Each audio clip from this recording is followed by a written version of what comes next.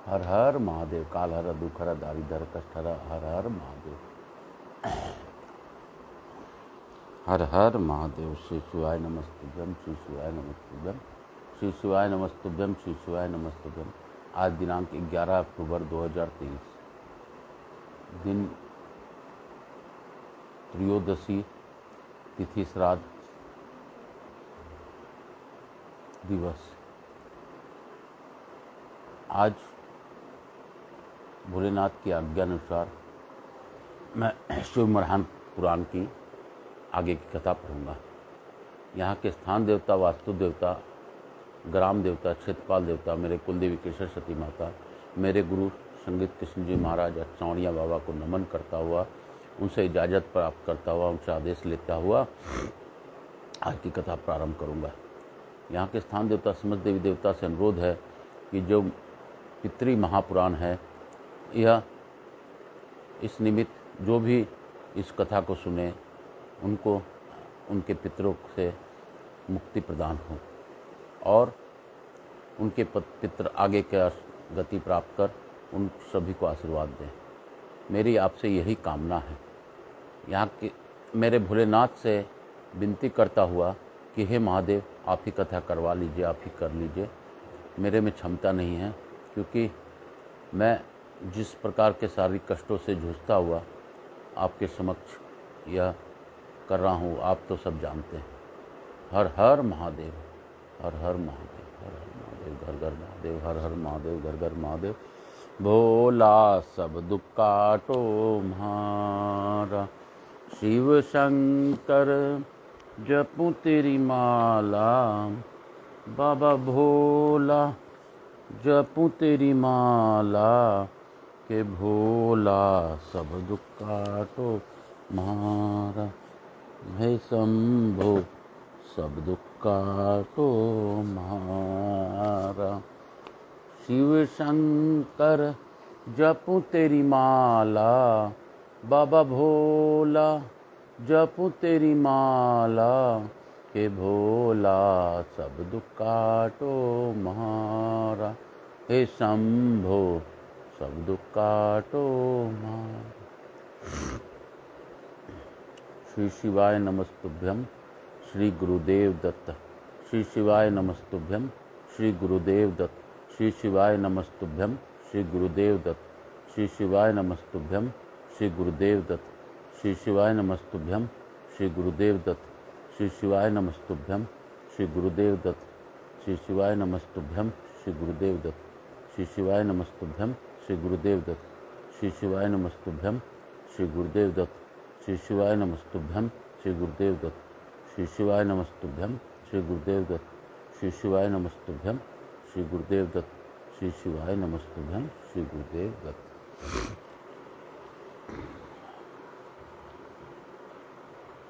अथ 20वां अध्याय, यानी आज हम लोग 20वां अध्याय शुरू करेंगे। शिव की क्रोधाग्नि में बड़वा रूप धारण और ब्रह्मा द्वारा और समुद्र को समर्पित करना। नारद जी बोले, हे विदेह, भगवान हर के तृतीय नेत्र से निकली हुई वह अग्नि की ज्वाला कहाँ गई? आप चंद्रशिखर के उस चरित्र को कहिए। ब्रह्मा जी बोले, हे नारद, जब भगवान रुद्र ने तीसरे नेत्र से प्रकट हुई अग्नि ने कामदेव शीघ्र ही जलाकर राख कर दिया। उसके अनंतर वह बिना किसी प्रायोजन के ही सब और फैलने लगी। चराचर प्राणियों सहित तीनों लोकों में महान हाहाकार मच गया।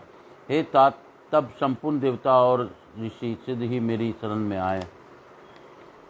उन सब ने व्याकुल होकर मस्तक झुकाकर दोनों हाथ जोड़कर मुझे प्रणाम कर विधिवत मेरी स्तुति करके अपना दुख निवेदन किया। उसको सुनकर शिव का स्मरण कर और उसके अलावा उसके हेतु का भली भांति विचार कर तीनों लोगों की रक्षा करने के लिए मैं विनीत भाव से वहां पहुंचा। वह अग्नि ज्वाला माला से अत्यंत अदीप्त हो जगत को जला देने के लिए उद्यत थी, परंतु भगवान शिव की कृपा से प्राप्त हुए उत्तम तेज के द्वारा मैंने उसे तत्काल स्थगित कर दिया। हे मुने, मैंने त्रिलोकी को दग्ध करने की इच्छा रखने वाले इस क्रोधमय अग्नि को सोम ज्वाला मुख वाले घोड़े के रूप में परिवर्तन कर दिया। भगवान शिव की इच्छा से उस वाड़व शरीर वाले अग्नि को लेकर जगतपति में लोकहित के लिए समुद्र के पास गया। हे मुने, मुझे आया देखकर समुद्र एक दिव्य पुरुष का रूप धारण करके हाथ जोड़कर मेरे पास आया। मुझे संपूर्ण लोगों को पितामह की भली भांति स्तुति करके वह सिंधु मुझसे प्रसन्नतापूर्वक कहने लगा। सागर बोला, हे ब्रह्मन, हे सर्वेश्वर, आप यहाँ किस लिए आए हैं? मुझे आपने सेवक समझकर आप प्रीतिपूर्वक उसे कहिए। सागर को बात सुनकर शंकर का स्मरण करके लोकहित का ध्यान रखते हुए मैं उस प्रसन्नतापूर्वक कहने लगा। ब्रह्मा जी बोले, हे तात, मैं महाबुद्धिमान संपूर्ण लोकों के कार्य, हे सिंधो, मैं शिव की इच्छा से प्रेरित हो हृदय से प्रीतिपूर्वक तुमसे यह कह रहा हूँ, सुनो। यह महेश्वर का क्रोध है जो महान शक्तिशाली अश्व के रूप में यहाँ उपस्थित है।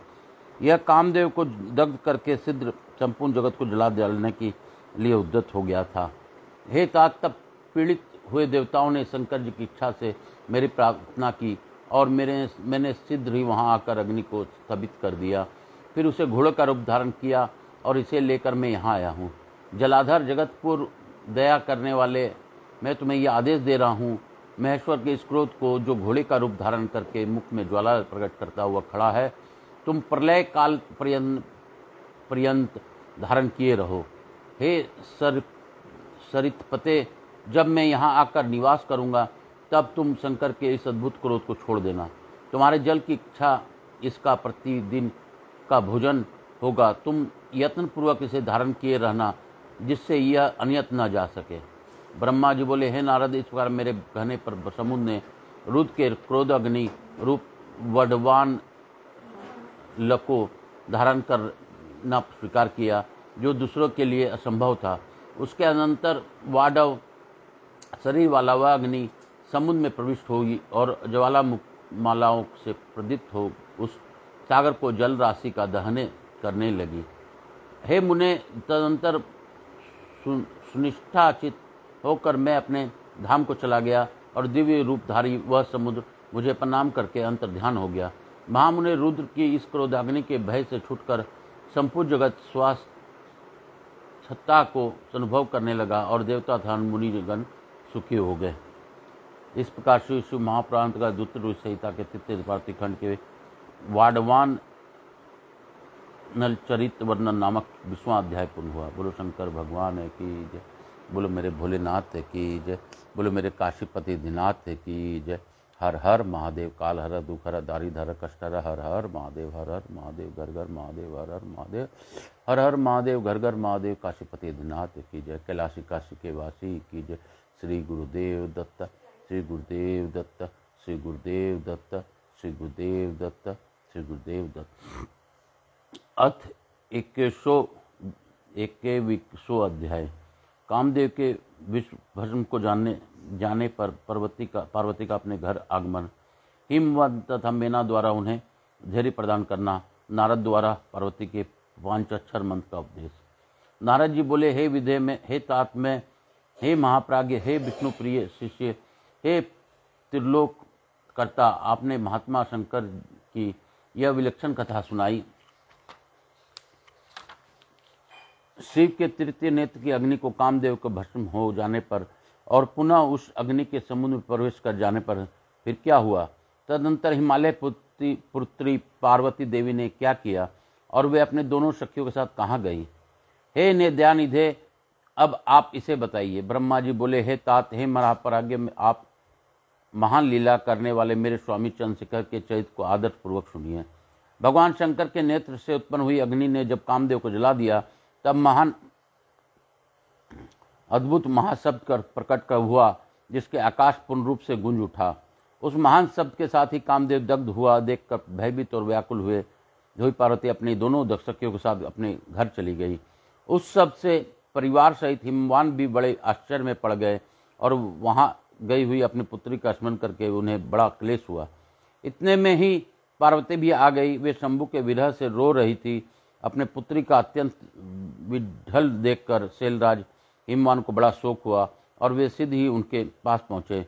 वे हाथ से अपने दोनों आंखों को पोंछकर बोले, हे शिवे, डरो मत, रो मत, ऐसा कहकर उन्हें प्रकट किया। उसके बाद पर्वतराज हिमवान ने अत्यंत विहल हुई पुत्री पार्वती का सीधी गोद में बिठा उठा लिया और उन्हें संतावना देते हुए अपने घर ले आए। कामदेव का दाह करके महादेव जी के अंतर ध्यान हो जाने पर उनके विरह से पार्वती अत्यंत व्याकुल हो गई और उन्हें कहीं भी शांति नहीं मिल रही थी। पिता के घर जाकर जब वे अपनी माता से मिली, उस समय पार्वती ने अपना नया जन्म हुआ माना। वे अपने रूप को निंदा करने लगी और कहने लगी, हाय मैं मारी गई। सखियों के समझाने पर भी वे गिरजा कुमारी कुछ समझ नहीं पाती थी। वे सोते जागते, खाते पीते, नहाते धोते, चलते फिरते और सखियों के बीच में बैठते समय किंचित मात भी सुख का अनुभव नहीं करती थी। मेरे स्वरूप जन्म तथा कर्म को धिक्कार है, ऐसा कहते हुए वे सदा महादेव जी को प्रत्येक चेष्टा का चिंतन करती रहती थी। इस प्रकार वे पार्वती भगवान शिव के विरह को मन ही मन अत्यंत क्लेश का अनुभव करती और किंचित मार भी सुख नहीं पाती थी। वे सदा शिव शिव शिव कहा करती थी। पिता के घर में रहकर भी वे चित्त से पिनाक पानी भगवान शंकर के पास पहुंची रहती थी। हे तात, शिवा शोक मग्न हो बारंबार मूर्छित हो जाती थी। शैलराज हिमवान, उनकी पत्नी मेनका तथा उनके मेनाक आदि सभी पुत्र जो बड़े उदारचित थे, उन्हें सदा सांत्वना देते रहते थे। तदपि वे भगवान शंकर को भूल न सके। वे हे बुद्धिमान देवर्षे, तदनंतर एक दिन इंद्र की प्रेरणा से इच्छानुसार घूमते हुए आप हिमालय पर्वत पर पहुँचे। उस समय महात्मा हिमवान ने आपका सत्कार किया। तब आप उनके द्वारा दिए हुए उत्तम आसन पर बैठकर उन्हें कुशल पूछने लगे। उसके बाद पर्वतराज हिमवान ने आपने कन्या के चरित्र को आरंभ से वर्णन किया और किस तरह उसने महादेव की सेवा की और किस तरह हर के द्वारा कामदेव का दहन हुआ। हे मुने, यह सब सुनकर आपने गिरिराज से कहा, हे शैलेश्वर, भगवान शिव को भजन कीजिए। फिर उनसे विदा लेकर आप उठे और मन ही मन शिव का स्मरण कर शैलराज को छोड़कर सीधी एकांत में काली के पास आ गए।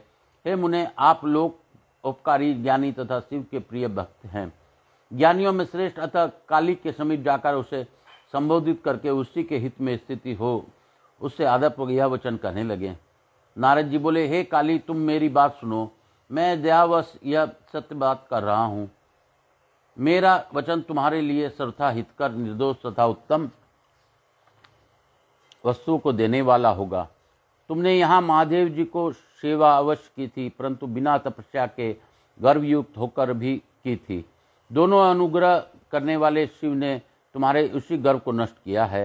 हे शिवे, तुम्हारे स्वामी महेश्वर विरक्त और महायोगी हैं। उस भक्त वत्सल ने कामदेव को जलाकर तुम्हें सकुशल छोड़ दिया है, इसलिए तुम उत्तम तपस्या में निरत हो। चिरकाल तक महेश्वर की आराधना करो। तपस्या के द्वारा संस्कार युक्त हो जाने पर रुद्रदेव तुम्हें अपने भारिया अवश्य बनाएंगे और तुम भी कभी उन कल्याणकारी शंभु का परित्याग नहीं करोगी। हे देवी, तुम हठपूर्वक शिव जी के अतिरिक्त किसी दूसरी को पति रूप में स्वीकार नहीं करोगी। ब्रह्मा जी बोले, हे मुने, आपकी यह बात सुनकर गिरजा कुमारी काली कुछ उच्चास लेते हुई हाथ जोड़कर आपस से प्रसन्नतापूर्वक कहने लगी। शिवा बोली, हे सर्वज्ञ, जगत का उपकार करने वाले हे प्रभु, हे मुने, रुद्रदेव की आराधना के लिए मुझे किसी मंत्र के उपदेश कीजिए, क्योंकि सद्गुरु के बिना किसी को भी कोई भी क्रिया सिद्ध नहीं होती, ऐसा मैंने सुन रखा है और यही सनातन श्रुति भी है। ब्रह्मा जी बोले, हे नारद, पार्वती का यह वचन सुनकर आप मुनिश्रेष्ठ 5 अक्षर मंत्र नमः शिवाय का उन्हें विधि पूर्वक उपदेश दिया और हे मुने, मंत्रराज में श्रद्धा उत्पन्न करने वाले आपने उसका सबसे अधिक प्रभाव बताया। हे मुने, आपने उनसे यह वचन कहा। नारद जी बोले, हे देवी, इस मंत्र के अत्यंत अद्भुत प्रभाव को सुनो, जिसके सुनने मात्र से शंकर परम प्रसन्न हो जाते हैं। यह मंत्र आज सब मंत्रों का राजा है, मनोवांछित फल प्रदान करने वाला है, शंकर को बहुत ही प्रिय तथा साधक को भोग और मोक्ष देने वाला है। हे सौभाग्यशालिनी, इसका विधि पूर्वक जप करने से तुम्हारे द्वारा आराधित हुए भगवान श्री अवश्य और सिद्ध ही तुम्हारी आंखों के सामने प्रकट हो जाएंगे। हे शिवे, नियमों में तत्पर रहकर उनके स्वरूप का चिंतन करते हुए तुम पंचाक्षर मंत्र का जप करो, इससे शिव सिद्ध ही संतुष्ट होंगे। हे साधव, इस प्रकार तुम तपस्या करो, क्योंकि तपस्या से महेश्वर वश में हो सकते हैं। तपस्या से ही सबको मनोनुकूल फल की प्राप्ति होती है, अन्यथा नहीं। ब्रह्मा जी बोले, हे नारद, काली से इस प्रकार कहकर भगवान शिव के प्रिय भक्त इच्छानुसार विचरण करने वाले तथा देवताओं के हित में तत्पर रहने वाले अपने सर्वग लोक को प्रस्थान किया। हे नारद, तुम आपकी बातों को सुनकर पार्वती बहुत प्रसन्न हुई, क्योंकि उससे परम उत्तम 5 अक्षर मंत्र राज की प्राप्ति हो गई थी। इति श्री शिव महापुराणे द्वितीय रुद्र संहिताया तृतीय पार्वती खंडे नारद उपदेशो नामक 20वां अध्याय। इस प्रकार श्री शिव महापुराण अंतर्गत द्वितीय रुद्र संहिता के तृतीय पार्वती खंड में नारद उपदेश वर्णन नामक 20वां अध्याय पूर्ण हुआ।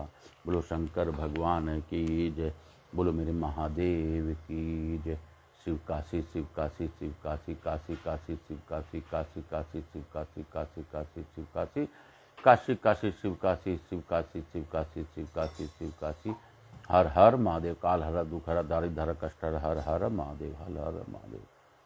हे भोला सब दुख काटो मारा, हे शंभो सब दुख काटो मारा। कभी राम बन के कभी श्याम बन के सब दुख काटो मारा, हे शंभो सब दुख काटो मारा। कभी जगन्नाथ बन के कभी विश्वनाथ बन के सब दुख काटो मारा, हे शंभो सब दुख काटो मारा। कभी द्वारकाधीश बन के कभी मेरे भोलेनाथ बन के सब दुख काटो मारा, हे शंभो सब दुख काटो मारा। यहाँ के स्थान देवता, वास्तु देवता, ग्राम देवता, क्षेत्रपाल देवता, समस्त देवी देवता, मैं आकाश अरेड़िया आपको धन्यवाद देता हूँ। आपसे अनुरोध करता हूँ कि आपकी कृपा से हम लोगों ने यह शिव महापुराण का पाठ किया। सभी आवाहित देवी देवता अपने गंतव्य स्थान को जाएं। शिव गणेश जी महाराज, लक्ष्मी जी महाराज ने रिद्धि सिद्धि, कुबेर जी महाराज शुभ लाभ, शिव महापरिवार हमारे यहाँ रहकर सभी का कल्याण करें।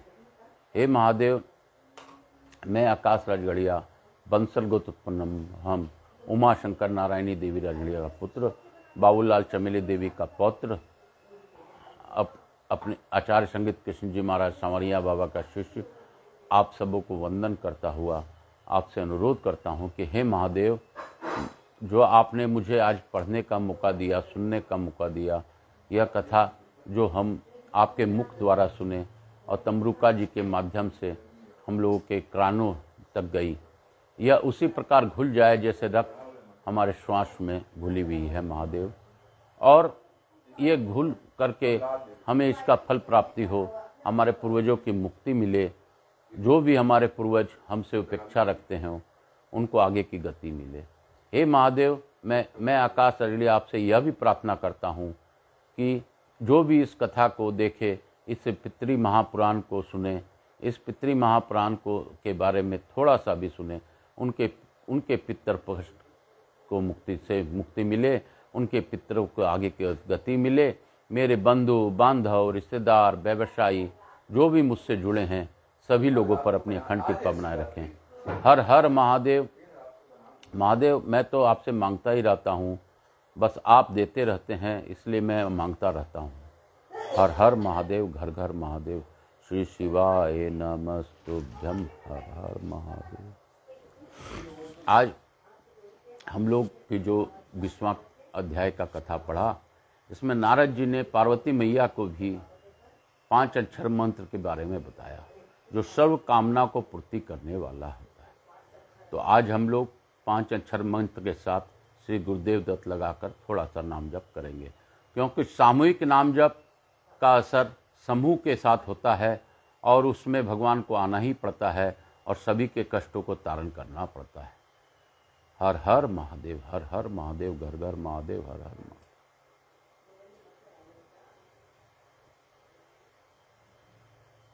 नमः शिवाय। श्री गुरुदेव दत्त। नमः शिवाय। श्री गुरुदेव दत्त। नमः शिवाय। श्री गुरुदेव दत्त। नमः शिवाय। श्री गुरुदेव दत्त। नमः शिवाय।